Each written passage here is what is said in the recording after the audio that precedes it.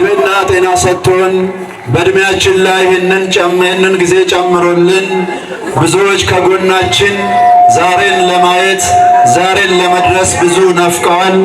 ነገር ግን እግዚአብሔር ቅዱስ ፍቃድ ሆኖ በጽድቃችን ሳይሆን በቸርነቱ ለዚህ ሰዓት አድርሶናልና ክብር ምስጋና ለመድኃኔዓለም ለአምላካችን ይሁን።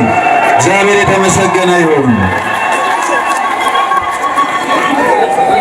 እግዚአብሔር ቤተሰቦች ረጅሙን ጉዞ ከቀኑ 7 ሰዓት ጀምሮ በመጓዝ ካህናቱ ታቦታቱን አክብረው እናንተም እያመሰገናችሁ በጣም ከባድ በሆነ ፀሐይ በአዋራው በብዙ ድካም ውስጥ መጥታችኋል። ወጣቶቻችንም ምንጣፉን በማንጠፍ አዋራውን ሳይጠየፉ የእግዚአብሔርን ክብር ከፍ አድርገው ከተማይቱ እየተባረከች ረጅሙን ሰዓት ተጉዛችኋልና ብዙ ሰዓት አንወስድባችሁም።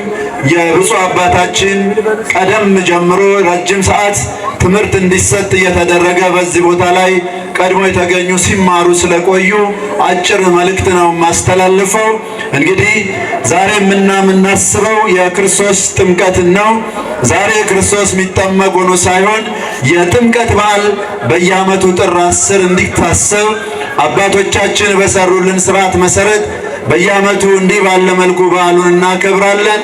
ክርስቶስ አምላካችን እሱ መጠመቅ ሳያስፈልገው እሱ ኃጢአተኛ እሱ በደለኛ ሆኖ ሳይሆን ለኛ አርአያ ሊሆነን ለኛ ትምህርት ሊሆነን ምስጢራቱን ለመፈጸም በዛሬው ዕለት ከገሊላ ወደ ዮርዳኖስ የወረደበትን በዓል ምክንያት በማድረግ ታቦታቱ ከመንበረ ክብራቸው ተነስተው ምዕመናን በካህናት በምዕመናን ታጅቦ እዚህ በጥምቀተ ባህር ቦታ ይገኛል።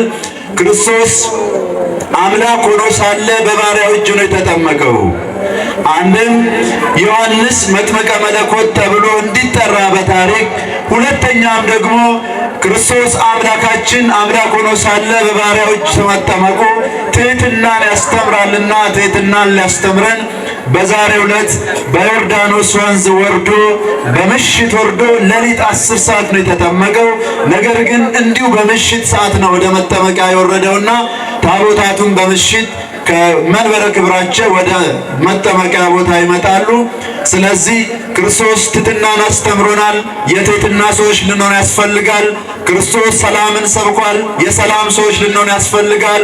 ክርስቶስ ፍቅርን ሰብኳል። የተለያዩ ሕዝብና አሕዛብን አንድ ያደረገበት በዓል ነው ጥምቀቱ።